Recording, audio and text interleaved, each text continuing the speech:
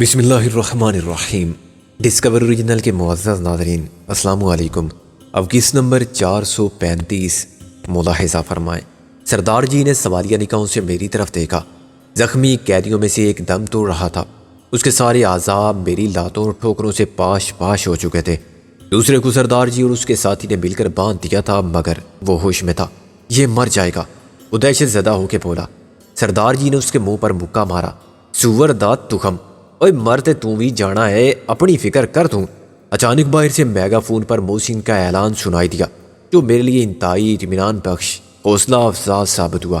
جتنا ہوائی حملے کے بعد خطرہ ٹل جانے کا سائرن خندق میں پناہ لینے والوں کے لیے ہوتا ہے۔ پیڈرو، مقابلہ مت کرو، تمہارے سب ساتھی مارے جا چکے ہیں۔ محسن کی آواز صاف سنائی دے رہی تھی۔ ہم تمہاری لانچ پر قبضہ کر چکے ہیں، تمہارے لیے اب بھاگ جانے کا کوئی راستہ بھی نہیں رہا۔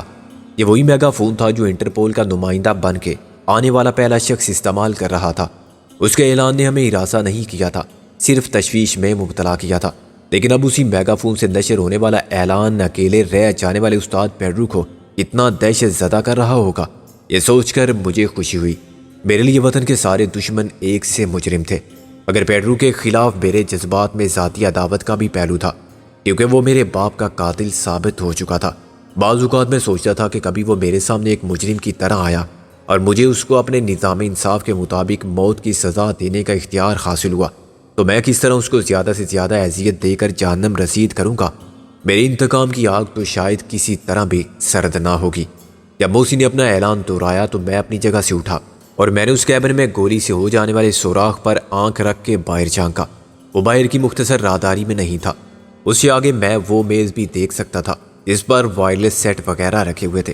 اس کے قریب الٹی ہوئی کرسی اور شاہ دین کی لاش بھی مجھے نظر آ رہی تھی، لیکن آگے کا منظر میری نگاہوں سے اوجھل تھا۔ محسن یہ اعلان عرشے کے اوپر والے اس حصے سے کر رہا تھا جہاں سے نیچے آنے والا زینہ شروع ہوتا تھا۔ میں نے سردار جی کو اشارہ کیا، آ جاؤ، باہر کوئی نہیں ہے۔ راجندر سنگھ کے ساتھ اس کا ساتھی بھی کپڑے جھاڑ کر اٹھ کھڑا ہوا اور انہوں نے باری باری سوراخ سے جھانک کر اپنا اطمینان کیا۔ استاد پیڈرو نے محسن کے اعلان کا کوئی جواب نہیں دیا تھا۔ غالباً اب وہ کسی محفوظ مقام پر مورچہ بند ہو گیا تھا، جہاں سے قریب آنے والا ہر شخص اس کی زد میں ہو، لیکن کوئی اسے دور رہ کے نشانہ نہ بنا سکے۔ میں نے سردار جی سے مشورہ کیا، ذرا مجھے نقشہ سمجھائیں، اگر وہ خبیث کہیں چھپ گیا ہے تو اسے کس طرح باہر نکالا جا سکتا ہے؟ تمہارا یہ بندہ اوپر سے بول رہا تھا؟ راجندر سنگھ نے پوچھا۔ ہاں، اوپر سے تو وہ ہر طرف دیکھ رہے ہوں گے، اس کے لیے یہ ناممکن ہے کہ سمندر میں کود کے نکل جائے۔ میں نے کہا، نیچے ایک تو وہی کپتان کا کمرہ ہے، راجندر سنگھ نے کہا، پھر اس کے ساتھ سٹور ہے، ادھر سیدھے ہاتھ پر کچن اور اس کے پیچھے ٹوائلٹ۔ محسن نے تیسری بار پیڈرو کو مخاطب کیا، پیڈرو، تم خودکشی کرنا چاہتے ہو تو تمہاری مرضی، لانچ ڈوب جانے سے ہمیں کچھ نہیں ہوگا، ہم اپنی لانچ میں بالکل محفوظ ہوں گے۔ نہ تمہارا باپ دلاور تمہاری مدد کر سکتا ہے اور نہ اس کا باپ سراج، تم اکیلے ہو۔ اب تم کو جان دینی ہے اور سب حساب برابر کرنا ہے۔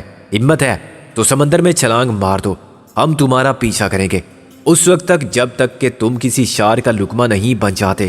ہم تمہیں گولی نہیں ماریں گے، ہم دیکھیں گے کہ تم کہاں تک تیر کر جا سکتے ہو۔ راجندر سنگھ نے اتنی دیر میں مجھے سمجھا دیا کہ پیڈرو تک ہم کہاں سے پہنچ سکتے ہیں۔ اسے متبادل راستے بتائے جو محفوظ تھے۔ ہم سامنے سے جانے کی بجائے یہ کر سکتے تھے کہ پانی میں اتر جائیں اور پچھلی طرف سے شیشہ توڑ کے پیڈرو پر فائرنگ کریں، اور وہ ادھر سے جواب دے تو سامنے سے محسن دروازہ توڑ دے۔ پیڈرو ایک طرف میں ایک ہی طرف کے حملے کا جواب دے سکتا تھا۔ غالب امکان یہ تھا کہ اس کے پاس مشین گن کے اضافی راؤنڈ نہیں تھے، چنانچہ وہ ریوالور سے مقابلہ کرے گا۔ ایک ریوالور خالی ہو جانے کے بعد وہ دوسرا استعمال کر سکتا تھا، مگر محصور ہو جانے کے بعد وہ غیر معینہ عرصے تک ہمارا راستہ نہیں روک سکتا۔ سمندر کی طرف کھڑکی کے گول سوراخ سے گردن نکالے بغیر وہ ہمیں نشانہ نہیں بنا سکتا تھا، مگر ہم پانی میں رہ کے اسے دھوکہ دے سکتے تھے اور جیسے اس کا سر نظر آئے فائر کر سکتے تھے۔ اس پورے پلان میں بہت سی خامیاں بھی تھیں اور خطرات بھی تھے، ایسے امکانات بھی تھے جو ہمارے خلاف بھی جا سکتے تھے، لیکن مجموعی طور پر یہ قابل غور لائے عمل تھا۔ پیڈرو اب کہیں دبکا ہوا ہمارے ساتھ بلی چوہے کا کھیل کھیل رہا تھا۔ یہ عقل کی اور اعصاب کی جنگ تھی جس میں نفسیاتی فوائد ہمیں حاصل تھے۔ ہم تعداد میں زیادہ تھے اور قوت میں بھی، ہم محفوظ بھی تھے اور نقل و حرکت کے لیے آزاد بھی۔ اکیلا پیڈرو کہیں عارضی طور پر مورچہ بند ہو گیا تھا، تب بھی اس حقیقت کو تسلیم کرنے پر مجبور تھا کہ بات صرف وقت کی ہے، ورنہ جنگ تو ختم ہوئی اور اس کے لیے فتح کی امید رکھنا کسی معجزے کی امید رکھنے سے بھی زیادہ بعید از قیاس ہے۔ ہم صرف انتظار کر کے بھی جیت سکتے تھے۔ پیڈرو کچھ کھائے بغیر یا اپنے موجودہ سٹاک کے ساتھ کب تک ایک کمرے میں بند رہ سکتا تھا؟ بلاخر اس کو باہر آنا پڑتا، مگر یہ سلسلہ دنوں پر محیط ہو سکتا تھا۔ اچانک مجھے خیال آیا کہ محسن کو میری فکر بھی ہوگی۔ اسے نہیں معلوم کہ میں راہداری کے دوسری جانب موجود ہوں اور میرے ساتھ 2 مددگار بھی ہیں۔ میں نے چلا کر کہا، محسن، وہ حرام زیادہ ایسے نہیں نکلے گا۔ محسن نے میگا فون پر کہا، تو خیریت سے ہے نا؟ ہاں، عملے کے 2 افراد میرے ساتھ ہیں۔ پیڈرو کے 2 ساتھی اندر تھے، ایک شاید مر گیا ہے، ایک زندہ ہے۔ میں نے کہا، عرشے پر کون ہے؟ باقی سب لوگ۔ وہ نکل کے جا نہیں سکتا، اس کے لیے میں نے دوسرا بندوبست کیا ہے۔ میں نے کہا، سامنے سے مت آنا، وہ فائر کر دے گا۔ اسی وقت شیشہ ٹوٹنے کی آواز آئی۔ راجندر سنگھ نے کہا، نکل گیا، وہ حرام زادہ سمندر میں کود گیا۔ موسی نے ایک دم واپس بھاگا۔ میں نے زینے پر اس کے قدموں کی آواز سنی۔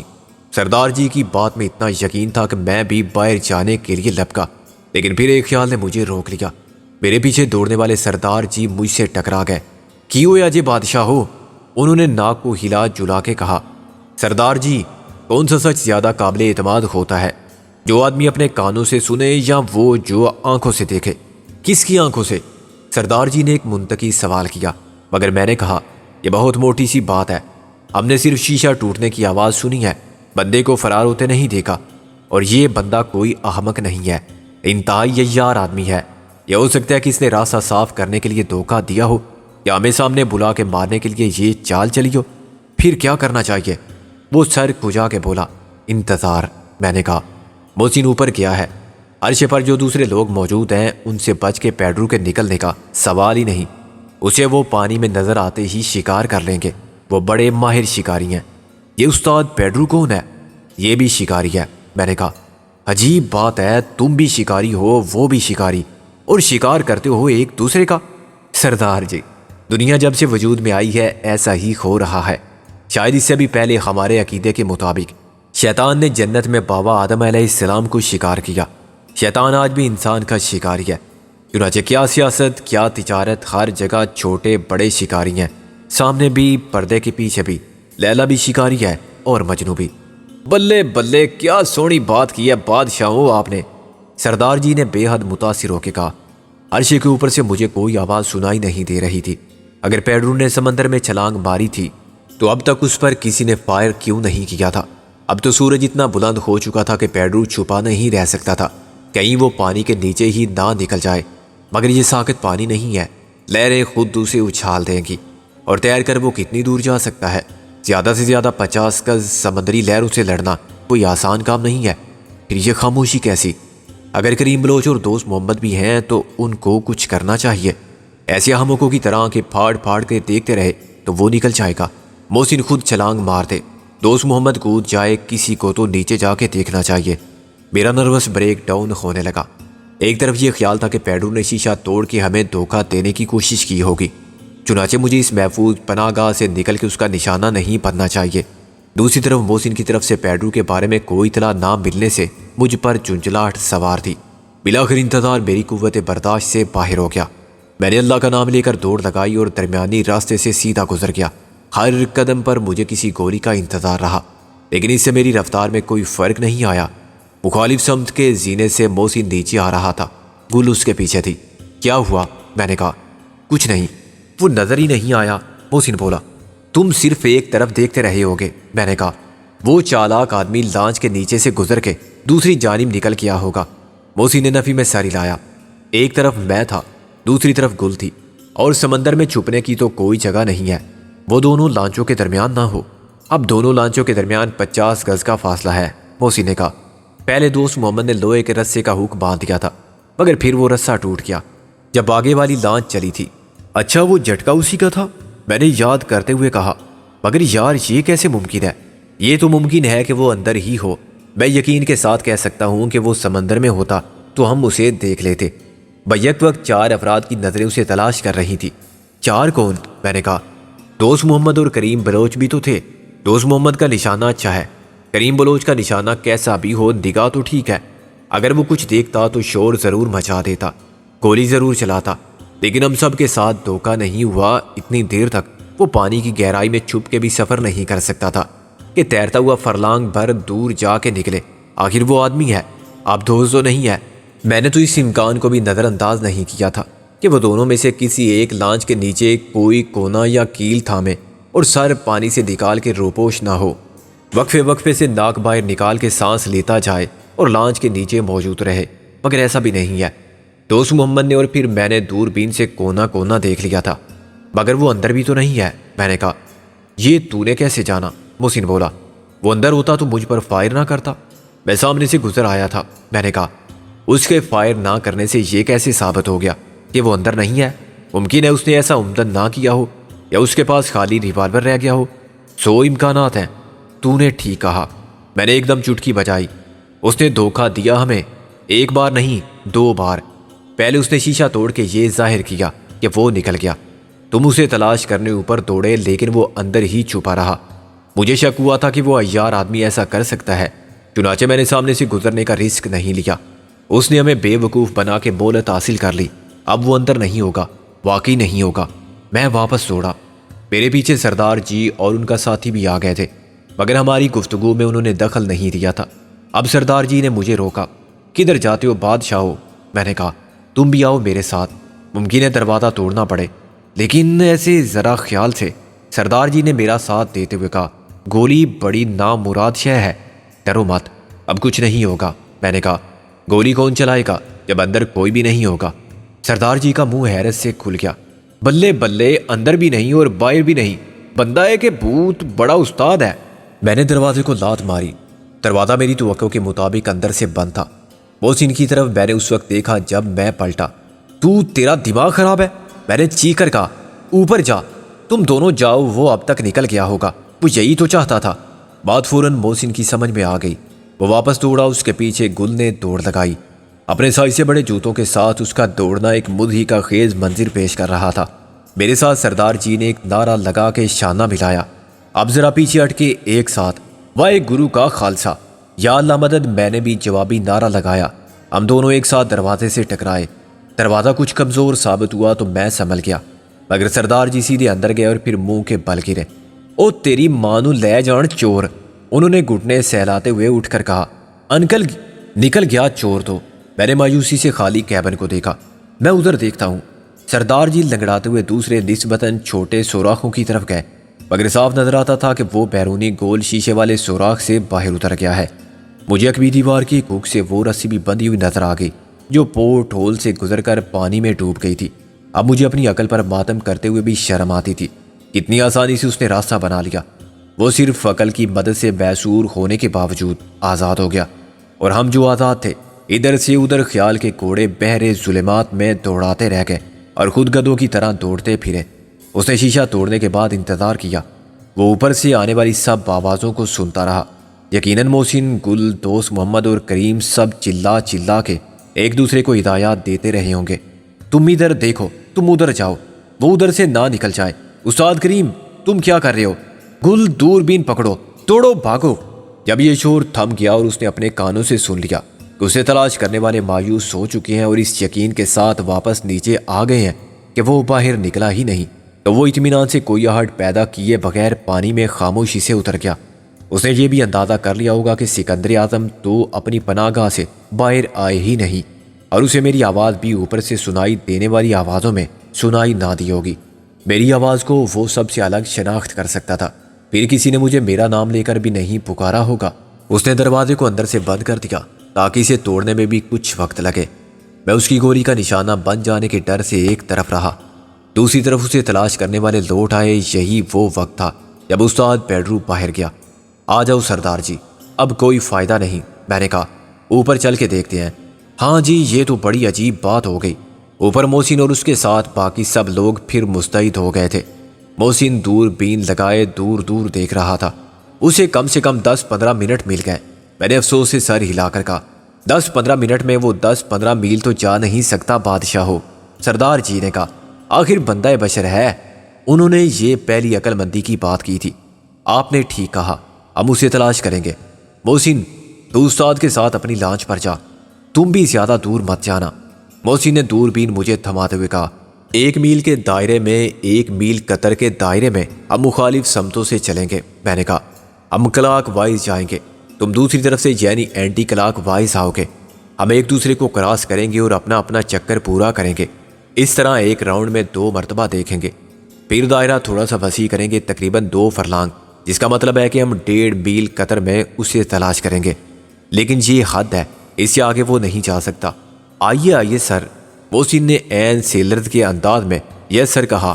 آئیے آئیے سر، محسن نے دوست محمد کو اشارہ کیا کہ لانچ قریب لائے۔ سردار جی آپ بھی گڈی سٹارٹ کرو۔ میں نے کہا کیوں نہیں، ابھی لو۔ سردار جی نے کہا۔ محسن نے گل کو ڈانٹا، یہ تم کیا میرا دم چھلا بنی ہوئی ہو؟ کیا کروں پھر میں؟ گل جلا کے بولی، اور کسی کی دم ہے ہی نہیں۔ سردار جی رک گئے۔ بلے ہوئے بھلے ہوئے بادشاہ ہو، اے تے کڑی ہے۔ انہوں نے گل کی بات پر غور فرما کے کہا، زنانہ انٹرپول۔ مجھے گل کے جواب نے محفوظ کیا۔ ان حالات میں جب ہم سخت اعصابی کشیدگی کا شکار تھے، ایک مسکراہٹ کسی سکون آور دوا کی گولی سے زیادہ مؤثر ثابت ہوئی۔ گل اب اسی لانچ پر رک گئی تھی اور گویا محسن سے ناراض تھی۔ جب دوست محمد اپنی لانچ لے آیا تو میرے ذہن میں ایک اور خیال آیا۔ وضاحت کے لیے وقت نہیں تھا، چنانچہ میں نے محسن سے کہا تم یہیں ٹھہرو، دوست محمد کے ساتھ میں جاؤں گا۔ محسن نے گل پر ایک انتہائی سخت نگاہ ڈالی، جیسے پروگرام میں اس فوری تبدیلی کی ذمہ دار وہی ہے۔ گل کا پارا اور چڑھ گیا۔ میں آپ کے ساتھ چلوں گی سکندر بھائی، اس نے مجھ سے مخاطب ہو کر اور محسن کو گور کے کہا۔ میری اجازت کے بغیر اس نے اپنی لانچ پر چھلانگ مار دی۔ میں نے دوست محمد کو سمجھایا کہ ہمیں اب کیا کرنا ہے۔ ہم سمجھ گیا بابا، پر ابھی اپن کو ایک سگریٹ تو دو۔ سویر ہو گیا، وہ بولا۔ سگریٹ؟ میں نے کہا وہ تو خیر میں لاتا ہوں، تم لانچ کا راستہ کریم کو بتاؤ اور میرے ساتھ ساتھ آؤ۔ میں نیچے جانے لگا تو گل نے کہا میں کیا کروں؟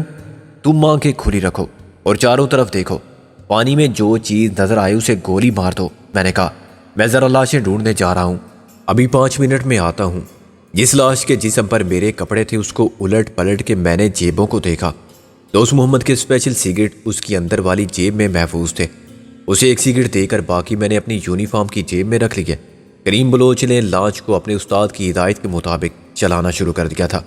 میں نے ایک لاش کو اٹھایا اور سمندر میں پھینک دیا۔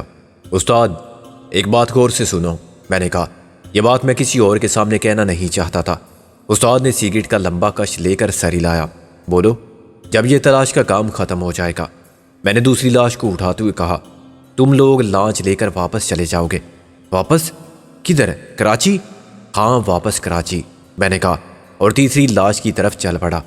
اور تم کیا کریں گا؟ ہم یعنی میں، گل اور محسن، ہم اس انٹرپول کی لانچ میں آگے جائیں گے۔ میں نے تیسری لاش کو بھی سپرد آب کر دیا۔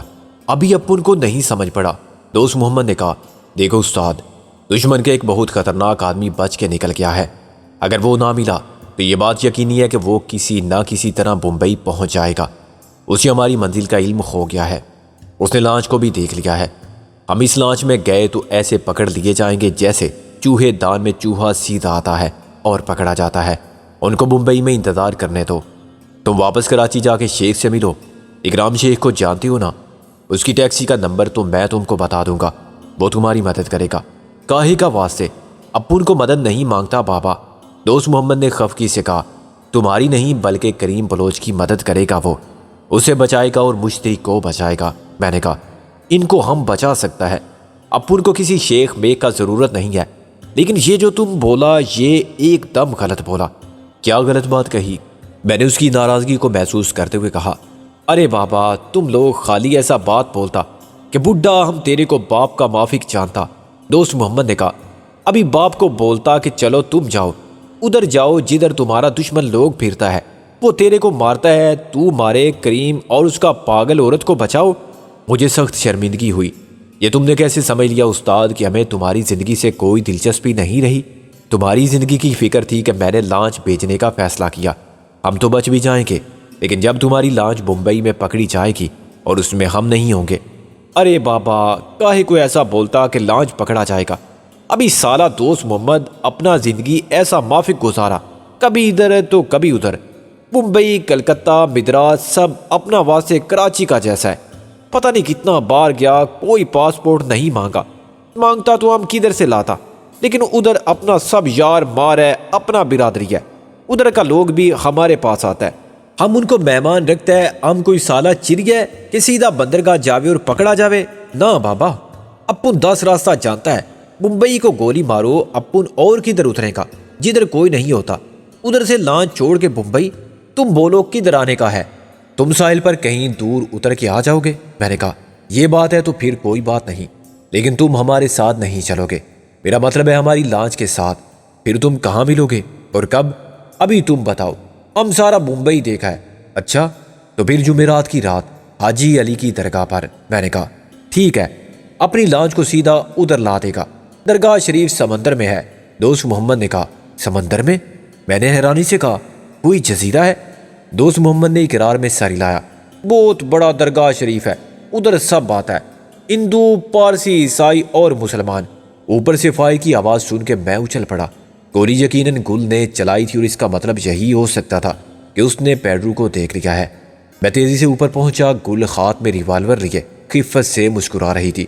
کیا ہوا؟ کسے مار دیا؟ میں نے کہا۔ گل نے پانی کی طرف اشارہ کیا۔ ایک جگہ مجھے سطح آب پر سرخی دکھائی دی جو خون کی نشاندہی کرتی تھی، لیکن وہ ایک خاصی بڑی مچھلی تھی۔ تم مچھلی کا شکار کرنے آئی ہو؟ میں نے کہا۔ وہ دراصل میں سمجھی تھی کہ کوئی آدمی ہے، آدمی کی 2 ٹانگیں ہوتی ہیں اور 2 ہاتھ، اور مس گل وہ مچھلی کی طرح انڈے بھی نہیں دیتا۔ میں نے کہا اس فرق کو ذہن میں رکھنا، تم نے کہا تھا کہ پانی میں جو چیز نظر آئے اسے گولی مار دینا۔ وہ بولی خیر اب میں محتاط رہوں گی، پہلے پوچھ لوں گی کہ آپ استاد پیڈرو ہیں، اور جواب ہاں میں ملا تو فائر کروں گی، ٹھیک؟ میں ہنس پڑا۔ کیا یہ بہتر نہیں ہوگا کہ تم مشتری کی مدد کرو اور بھوکھوں کا پیٹ بھرنے کی تحریک میں حصہ لو؟ 10 بج چکے ہیں اور کسی کو ایک پیالی چائے بھی نصیب نہیں ہوئی ہے، کچھ تو خدا کا خوف کرو۔ اس کے جانے کے بعد میں نے اور دوست محمد نے متلاطم سمندر کے پانی کو اپنی نظروں سے کھنگالنے کا عمل جاری رکھا۔ اجلی دھوپ میں سمندر کا منظر دور دور تک بالکل واضح تھا۔ سطح آب سے اٹھنے والے بخارات نے ابھی تک حد نگاہ کو محدود نہیں کیا تھا، چنانچہ لانچ کے دونوں جانب 2 فرلانگ تک پانی میں کوئی چھوٹی سی مچھلی بھی اچھلتی تو دکھائی دیتی تھی۔ بوسن جس لانچ پر تھا وہ نسبتاً تیز رفتاری کے ساتھ اپنا چکر پورا کر رہی تھی، اور ابھی ہم نے 1 تہائی فاصلہ طے کیا تھا کہ وہ دائرے کا 2 تہائی حصہ مکمل کر چکی تھی۔ جب وہ میرے قریب سے گزرے تو میں نے ان سے رفتار کم رکھنے کو کہا تاکہ یہ فرق نہ رہے اور 2 چکر ہم بھی پورے کر لیں۔ انٹرپول کی اس لانچ کی رفتار ہماری پرانی لانچ کے مقابلے میں دوگنی ضرور تھی۔ 1 راؤنڈ پورا ہو جانے کے بعد رپورٹ نیگیٹو تھی، کسی نے پانی میں مچھلیوں کے سوا کوئی چیز متحرک نہیں دیکھی تھی۔ طے شدہ پروگرام کے مطابق دوسرے راؤنڈ میں ہم نے دائرے کو بڑھا لیا۔ ناکامی میرے اعصاب پر اثر انداز ہونے لگی تھی۔ میں جھنجھلاہٹ کا شکار تھا، پیڈرو آدمی تھا، کوئی چھلاوا نہیں کہ بیچ سمندر میں غائب ہو گیا۔ نہ اس کا سراغ لانچ کے اندر ملا اور نہ باہر۔ آخری امکان جسے میرا ذہن قبول نہیں کرتا تھا یہ تھا کہ پیڈرو فرار ہونے کے بعد ڈوب گیا۔ میں نے دوسرے چکر کے اختتام سے پہلے دوربین لگا کے مشرقی افق کی جانب دیکھا تو مجھے سطح آب پر ایک سیاہ دبا سا دکھائی دیا۔ میں نے دوربین کو پھر فوکس کیا، دبا واضح ہوا اور پھر غائب ہو گیا۔ میں نے دوربین دوست محمد کو دی، تم دیکھو تھوڑا سا شمال مشرق کی جانب، وہ کالی کالی چیز کیا ہے؟ دوست محمد نے کہا تم کیا سمجھتا ہے ابھی؟ وہ کسی آدمی کا سر بھی ہو سکتا ہے۔ میں نے کہا۔ دوست محمد نے دوربین کو گھما پھرا کے دیکھا اور تائید کے انداز میں سر ہلایا۔ میری مایوسی ایک دم نئی امید کی سنسنی میں ڈل گئی۔ لانچ کو ادھر موڑ دو، میں نے کہا، ہم اس کا پیچھا کریں گے، فاصلہ زیادہ نہیں ہے، ابھی ہم خود لانچ کو چلاوے گا۔ دوست محمد نیچے اتر گیا۔ چند منٹ میں لانچ نے رخ بدل لیا۔ کریم اوپر آ گیا، میں نے اسے دوربین دے دی، تم بھی دیکھو ادھر، کیا یہ کوئی آدمی ہے؟ میں نے کہا۔ کریم نے اپنی نظر کے مطابق دوربین کو فوکس کیا۔ وہاں قسم یہ آدمی کا کھوپڑی ہے، اس نے چلا کر کہا، ابھی سالہ بچ کے کدھر جائے گا؟